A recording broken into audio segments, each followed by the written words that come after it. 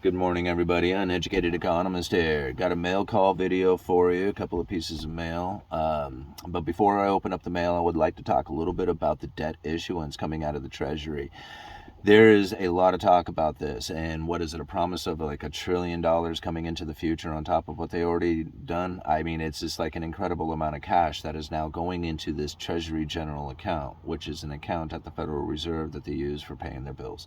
Now, that's in a nutshell. Typically, this account would have somewhere between $200 to $400 billion. I'm going to leave a link down in the description to a Federal Reserve chart showing this account and how there was two big spikes during the pandemic. Now, if we eliminate those spikes out of there because of the pandemic and the stimulus packages and all that other stuff, you would see that the typical range is somewhere between that $200 to $400 billion. And today we are much higher than that. I think it was somewhere up around 500 or 600 billion. I can't remember exactly what it was, but it's much higher than what it would typically be at if we exclude those two big spikes from the pandemic. So the Treasury is loading up on cash into this account, and that would only make sense to me because they plan on buying their bonds back. I don't know if this is something that a lot of people are talking about out there. I certainly don't see it in any of the articles that I read. But the Treasury has made an announcement back when they were running into the debt ceiling of all times, right? Because nobody would pay attention to it then. It was a great time to put the information out there that nobody noticed or will pay attention to or even bring it up again or mention. But the Treasury does plan on buying back their own bonds because they have the foresight to know that there is a liquidity issue coming. Right? There is a liquidity crisis coming. People have to understand this, that the Federal Reserve is in a quantitative tightening position. And coming into the future, they're going to find that they are going to stop raising the interest rates, but they're going to want to keep the people from going mad with borrowing money, thinking that they are going to be able to, say, refinance those borrowing into the future with a better interest rate, right? So if they have any kind of idea, this is the market, the people, anybody out there thinks that the Federal Reserve is going into a position in which that they plan on lowering interest rates, then that might encourage them to take out loans even though the interest rates are high, right? Because they have that idea that the Federal Reserve is going to be lowering interest rates, they can refinance their loans. But the Federal Reserve doesn't want people behaving that way, and so what they're going to do is put a massive amount of regulations on the banks, telling them put the lending standards even tighter. So not that many people will be able to borrow money during that time.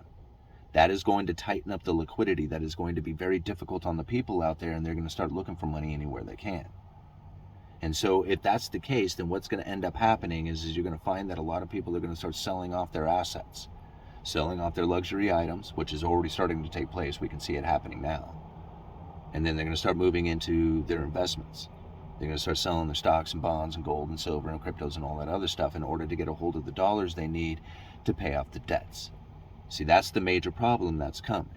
Is people don't like plan to pay their debts out of savings. They plan on paying their debts from the income they earn. And if the income they earn falls, then they're not going to be able to pay their debts. And then on top of it, if they're not able to borrow money in order to roll that debt over into new debt, then they start rolling into defaults and bankruptcies and stuff like that. And that's what's coming into the future if the Federal Reserve keeps the interest rates elevated and then starts hitting people with the regulations, which is something I very much believe is going to take place. I mean, they've promised that they are going to keep interest rates elevated for a significant amount of time, and that is going to be very painful on the people. You can see it. We talked about that just recently. And so the Treasury knows that this is coming. I mean, it's not like it's a secret. And I'll leave links down in the description to the articles that came out basically one day. The three major, news outlets for economic news put out a story about it, and then it's been hush ever since. Nobody wants to talk about it anymore, as if it's not going to take place. Right? I understand that there is a lot of information out there, there's a lot of data, and there's a lot of things that you could take on as far as the strategy goes, but it certainly seems to me that the Treasury is loading up on cash, and the only reason why I would think that they would want to do it to such extent is that they plan on buying those bonds back. It could be very, we'll find out. Anyway, just wanted to leave a few links down in the description and put that, thought and theory out there. So we'll see what happens in the future. Okay, let's take a look at the mail here. This one is coming out of Los Angeles and does not have a return address on it, but a bunch of stamps. Okay, let's take a look here.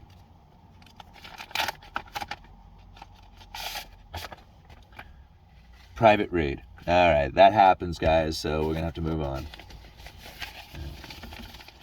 And I understand, like, some people they want to send me messages, but they don't necessarily want it open here for everybody on YouTube to see. But all right, well, I guess where does this one come from? This one is Idaho. It says Idaho, but then the postage says Florida. Weird. Huh? Come out of Florida, but gets returned to Idaho. Huh.